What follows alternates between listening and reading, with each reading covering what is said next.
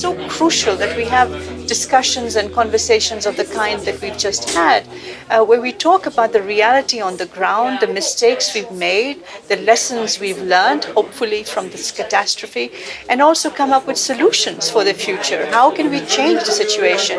How can we ensure the protection of women's rights under the Taliban regime? How can we prevent a humanitarian crisis? The West has a big role to play. Many of these wars, many of these catastrophes are the result of unsought through Western intervention and mistakes made in that intervention that leaves behind an entire population that is devastated and then abandoned. I think that coordination, it was mentioned by one of the panelists, will be more than ever of the essence. That is to say that we are not going to sort out that situation by going on our own. EU as a donor, Russia as a regional security guarantor, China as promoting development, investment and its Belt and Road Initiative. We have to sit and speak with each other, talk to each other. And mostly we have from the Europeans, the EU side, stop being Eurocentric and not dump on them an agenda which is essentially dictated by our priorities, as we did in the immediate aftermath of the fall of Kabul.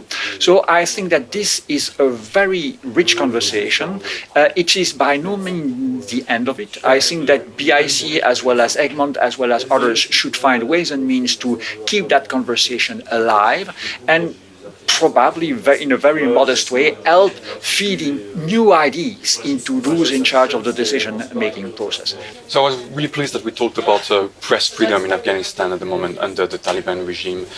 As we know, during the past 20 years, there was a growing and vivid Afghan media landscape with great journalists and outlets, but that was until the Taliban came back to power. Now you have a lot of fear among journalists, a lot of left. There is an issue of censorship and self-censorship, and that means the international media, foreign media, journalists like myself, who go back, have a bigger role to play, unfortunately, because of Afghan colleagues cannot or are less able to because of very obvious threats. So, of course, we talked a lot about negotiations with the Taliban and what kind of leverage the international community has to negotiate with the Taliban regime, negotiate on human rights, women's rights, and these sort of things, because obviously the Taliban are in need of cash, they are in need of diplomatic relations, they are in need of international recognitions.